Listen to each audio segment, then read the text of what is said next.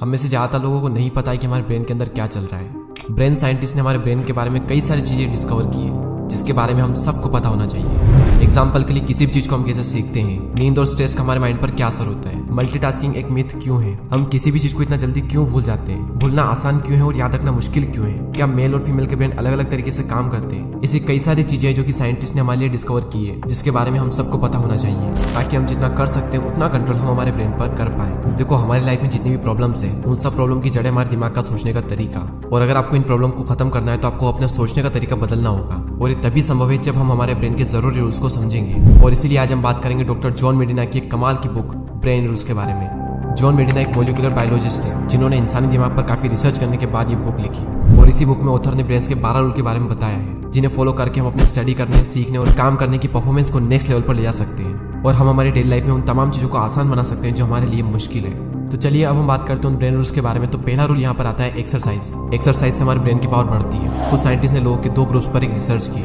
जिनकी लाइफस्टाइल एक दूसरे से बिल्कुल अलग थी। ग्रुप ए में वो लोग थे जो कि फिजिकली बहुत ज्यादा एक्टिव थे और डेली एक्सरसाइज करते थे, और वहीं ग्रुप बी में वो लोग थे जो कि ना तो एक्सरसाइज करते थे और ना ही फिजिकली एक्टिव रहते थे। और रिसर्च करने के बाद रिसर्चर ने ये पाया कि ग्रुप ए की ब्रेन पावर ग्रुप बी के मुकाबले में ज्यादा थी। और डॉक्टर जॉन मेडिना ये कहते हैं कि हमारा ब्रेन एक बॉडी के साथ में बनाया गया था जो कि हजारों साल पहले 20 किलोमीटर रोज चलती थी। इसलिए जब हम एक्सरसाइज करते हैं तब हम ज्यादा अच्छा परफॉर्म कर पाते हैं, और ऐसा इसलिए होता है क्योंकि जब हम एक्सरसाइज करते हैं तो हमारे ब्रेन में ऑक्सीजन पहुंचती है जिससे कि हमारे ब्रेन को ऑक्सीजन और ग्लूकोज दोनों मिलते रहते हैं और हमारे ब्रेन में जितने भी टॉक्सिक इलेक्ट्रॉन होते हैं वो सारे बाहर निकल जाते हैं। नेक्स्ट रूल है सर्वाइवल।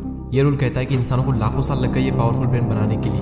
हमारे ब्रेन ने सर्वाइव करना सीखा है, अदरवाइज हो सकता था कि आज आप ये वीडियो नहीं देख पाते। कोई भी इंसान चाहे कितना भी गरीब क्यों ना हो वो सर्वाइव कर ही लेता है। इंसानों का ब्रेन एक सर्वाइवल टूल है जो कि समय के साथ में इवॉल्व हुआ है, यानी कि विकसित हुआ है, और ब्रेन की इवोल्यूशन ने ही हमें लोगों की भावनाओं को समझने, कम्युनिकेट करने और दूसरे काम करने के लिए सक्षम बनाया है। यदि हम लोगों को नहीं समझते तो एक समाज नहीं बनता, और कभी भी हम जानवरों से ऊपर नहीं उठ पाते। ऑथर कहते हैं कि इंसान इसलिए जिंदा बच सका क्योंकि उसने दूसरों के साथ कोऑपरेट करना सीख लिया। अगर कोई इंसान अपने टीचर या बॉस के साथ में सेफ फील नहीं करता है तो वो अपने स्टडी या फिर अपने काम में ठीक से परफॉर्म नहीं कर सकता। तुम्हारी वर्क प्लेस या क्लासरूम में एक दूसरे को इंकरेज करना और हेल्प करने का कल्चर होना चाहिए। एक दूसरे को समझना ही जिंदगी जीने का सबसे अच्छा तरीका है, और हमारे सर्वाइव करने का सबसे बड़ा रीजन यही है कि हमने समय के साथ सबसे स्ट्रॉन्गेस्ट ब्रेन डेवलप किया है, और इसलिए ऑथर ने कहा है कि strongest brain survive, not the strongest bodies. Rule number 3 कहता है every brain is wired differently. देखो, इस दुनिया में 7 अरब से ज्यादा लोग हैं और हर इंसान का ब्रेन अलग अलग तरीके से काम करता है, यानी कि आपको इस पूरी दुनिया में 2 ऐसे इंसान भी नहीं मिलेंगे जिनका ब्रेन पूरी तरह से सेम तरीके से काम करता हो। स्कूल में या फिर कई बार में ये बताया जाता है कि हम सबका ब्रेन एक जैसा होता है, बस मेहनत का फर्क होता है। कोई ज्यादा मेहनत करता है तो कोई कम मेहनत करता है, और ये बात पूरी तरह से गलत है। आपका ब्रेन जिस तरह से इन्फॉर्मेशन कलेक्ट करता है, इन्फॉर्मेशन को स्टोर करता है, उस तरह से दुनिया में किसी का भी ब्रेन नहीं करता है। हमारे दिमाग का डिफरेंट पार्ट डिफरेंट लोगों में डिफरेंट तरीके से डेवलप हुआ है, और इसी सच्चाई को हमारा एजुकेशन सिस्टम इग्नोर करता है। इसे हम एक एग्जांपल से समझते हैं। सपोज करो कि स्कूल में 5th क्लास में 20 बच्चे हैं। अब जैसे कि हर बच्चा एक दूसरे से बिल्कुल अलग है, कोई लंबा है, कोई मोटा है, कोई काला है, कोई गोरा है, सब अलग अलग है, और ठीक इसी तरह से हर बच्चे का ब्रेन अलग अलग है। वो सारे बच्चे 9-10 साल के तो हैं, लेकिन उनके ब्रेन डिफरेंट तरीके से डेवलप हुए हैं। किसी का ब्रेन कम डेवलप हुआ है, किसी का ज्यादा हुआ है, किसी का ब्रेन कुछ एरियाज में डेवलप है, किसी का ब्रेन कुछ एरियाज में थोड़ा वीक है, किसी का ब्रेन कुछ एरियाज में थोड़ा स्ट्रॉन्ग है तो कुछ एरियाज में थोड़ा वीक है। लेकिन उस बच्चे से एक्सपेक्ट क्या किया जाता है कि हम जो बता रहे हैं, हम जो पढ़ा रहे हैं, उसमें उसका ब्रेन स्ट्रॉन्ग होना चाहिए, जो कि कभी भी पॉसिबल हो ही नहीं सकता। ना तो पास्ट में पॉसिबल था, ना प्रेजेंट में पॉसिबल है, और ना ही फ्यूचर में पॉसिबल होगा। नेक्स्ट रूल कहता है we don't pay attention on boring things. हम इंसान बोरिंग चीजों पर ध्यान नहीं देते, हम सिर्फ उन्हीं चीजों पर ध्यान देते हैं जिसके पीछे हमारा इंटरेस्ट है या फिर कोई इमोशन जुड़ा हो। और ये रूल ये भी कहता है कि हमारा ब्रेन मल्टीटास्किंग के लिए नहीं बना है। हम एक समय में एक ही काम कर सकते हैं। आप कई बार ऑब्जर्व करोगे कि अगर कोई स्टूडेंट पढ़ाई कर रहा है और अगर उसके पास में फोन है तो उसी टाइम पर पढ़ाई भी करेगा, व्हाट्सएप चेक भी करेगा, इंस्टाग्राम भी चलाएगा, और इसी कारण उसका रिजल्ट भी इफेक्ट होगा। आपको लगता है कि आप एक ही टाइम पर 2 काम कर सकते हो, लेकिन एक्चुअल में ऐसा होता नहीं है। एक्चुअल में हम एक काम को छोड़ देते हैं और फिर दूसरे काम पर आ जाते हैं। तो यहाँ पर हमारा फोकस शिफ्ट होता है, ना कि हम एक बार में 2 काम करते हैं। और जब फोकस एक काम से दूसरे काम पर शिफ्ट होता है तो हमारा जो मेन काम होता है वो छूट जाता है, और ऐसे में हम बोरिंग चीज को छोड़ देते हैं और वहां पर फोकस करते हैं जहां पर हमें फोकस नहीं करना चाहिए। तो इसीलिए हम एक टाइम में एक ही काम कर सकते हैं। इसीलिए पूरी कोशिश करें कि अपने आसपास कोई भी दूसरी चीजें ना रखें। जब कोई एक काम करें तो सिर्फ उसी काम पर फोकस करें। आप ये ना सोचें कि मैं ये भी कर सकता हूँ, मैं वो भी कर सकता हूँ। नहीं, आप कर तो सकते हो, लेकिन एक टाइम पर एक ही काम कर सकते हो, अदरवाइज दोनों काम आपसे नहीं होंगे। नेक्स्ट रूल है रिपीट टू रिमेंबर। अगर आप कोई भी चीज भूल जाते हैं तो ये रूल आपके लिए है। एक रिसर्च के अकॉर्डिंग आपका ब्रेन किसी भी इंफॉर्मेशन को 30 सेकंड तक याद रख सकता है, और अगर आपको इस 30 सेकंड को बढ़ाना है तो आपको उस चीज को हर थोड़ी देर में रिपीट करना होगा, तभी आपका ब्रेन उस चीज को ज्यादा टाइम तक याद रख सकता है। अगर कोई बात हो, कोई घटना हो या फिर कोई पर्सन हो तो उसे तो हम सालों तक याद रख सकते हैं, लेकिन अगर कोई नंबर हो, कोई फॉर्मूला हो या फिर किसी भी टाइप की कोई डेट हो तो उसे हमें याद रखने के लिए बार बार हमें उसे रिपीट करना होगा, क्योंकि अगर हम उसे रिपीट नहीं करेंगे तो 30 सेकंड के बाद ही हमें उसे याद रखना मुश्किल हो जाएगा।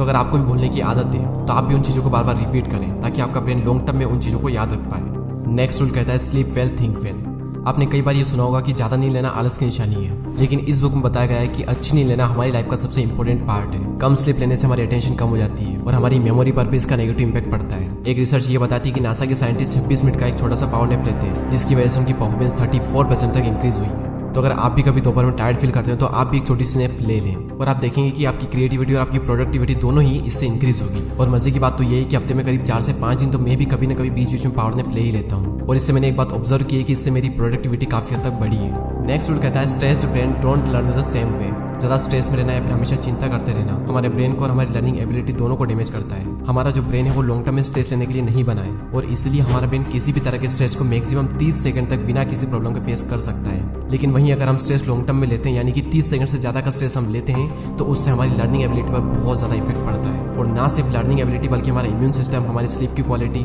इवन ओवरऑल हमारी पूरी बॉडी पर इसका असर पड़ता है। स्ट्रेस में हमारे ब्रेन की परफॉर्मेंस जो है वो काफी हद तक कम हो जाती है, क्योंकि जब हम स्ट्रेस लेते हैं तो हमारे माइंड में 2 हार्मोन्स रिलीज होते हैं, कोर्टिसोल और एड्रेनलिन। और एड्रेनलिन से हिप्पोकैम्पस में सेल्स डैमेज होने लग जाते हैं और इससे हमें हार्ट अटैक तक आ सकता है। इसलिए स्ट्रेस लो ही मत, या फिर अगर लेना भी है तो थोड़ा बहुत स्ट्रेस लो, ज्यादा मत लो, क्योंकि अभी जो आप स्ट्रेस ले रहे हो यही स्ट्रेस आने वाले टाइम में आपके लिए एक बहुत बड़ा स्ट्रेस बनने वाला है। रूल नंबर 8 है सेंसरी इंटीग्रेशन, यानी कि कुछ भी नया सीखने के लिए आप जितनी ज्यादा अपनी सेंसर्स को इन्वॉल्व करेंगे उस चीज को आप उतनी ही तेजी से उतनी ही अच्छे से सीख पाओगे। जॉन कहते हैं कि कुछ भी सीखने के लिए एक सेंस पर डिपेंड नहीं होना चाहिए। एग्जाम्पल के लिए अगर आप कुछ पढ़ रहे हो और आप चाहते हो कि पढ़ा हुआ आपको लॉन्ग टर्म के लिए याद रहे, तो पढ़ते वक्त अपने आसपास कोई परफ्यूम का यूज करें या फिर किसी पर्टिकुलर फ्लेवर की चॉकलेट खाओ और जब भी आपको याद करना हो कि आपने क्या पढ़ा था तो दोबारा से उसी परफ्यूम को सूंघो या फिर उसी फ्लेवर की चॉकलेट खाओ, आपको वो चीज याद आ जाएगी। ये प्रैक्टिकल करके देखना और मुझे बताना कि ये काम करता है या फिर नहीं करता है। रूल नंबर 9 है विजन। हमारा ब्रेन पढ़ी हुई या फिर सुनी गई इन्फॉर्मेशन के मुकाबले देखी हुई इन्फॉर्मेशन को जल्दी से याद कर सकता है, क्योंकि हमारा जो ब्रेन है वो पिक्चर्स में सोचता है ना कि वर्ड्स में। आपको बायोग्राफी पढ़कर शायद ये पता नहीं होगा कि आपने किस पेज पर क्या सिचुएशन पढ़ी थी, लेकिन अगर उसी बायोग्राफी पर आपने कोई मूवी देखी होगी तो आपको उसके सीन अच्छे से याद होंगे, क्योंकि हमारा जो ब्रेन है वो इमेजेस में सोचता है। और इसीलिए जब भी आप कोई टॉपिक पढ़ो तो उसे विजुलाइज जरूर करें या फिर उससे रिलेटेड कोई भी चीज को आप माइंड में रखें, ताकि वो जो टॉपिक आपने पढ़ा है उसे आप लॉन्ग टर्म में याद रख सको। नेक्स्ट रूल आता है जेंडर। ये रूल कहता है कि मेल एंड फीमेल का ब्रेन पूरी तरह से डिफरेंट होता है। मेंटल हेल्थ प्रोफेशनल सालों से बात बताते हैं कि मेल और फीमेल दोनों का ब्रेन डिफरेंट तरीके से इंफॉर्मेशन को प्रोसेस करता है। आदमी ज्यादा अग्रेसिव होते हैं तो औरत ज्यादा स्ट्रेस लेती है। आदमी ड्रग्स और एल्कोहल जैसे एडिक्शन का शिकार होते हैं तो वहीं औरतें अपने वजन बढ़ने के डर से हमेशा परेशान रहती है। और हर 2 में से एक औरत आदमी के मुकाबले ज्यादा डिप्रेस्ड होती है। रूल नंबर 11 है एक्सप्लोरेशन। हम इंसान बाय नेचर अपने आसपास की चीजों को एक्सप्लोर करने के लिए डिजाइंड है।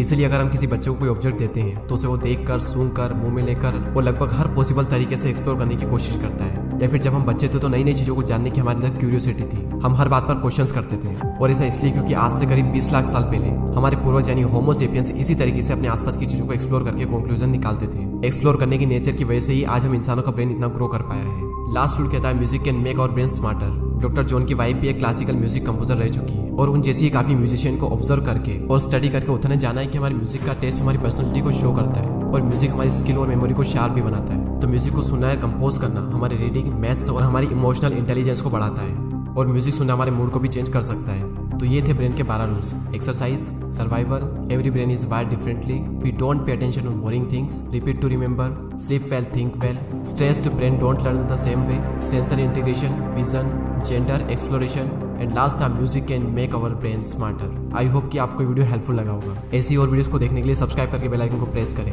अगले वीडियो में फिर मिलेंगे। जय हिंद।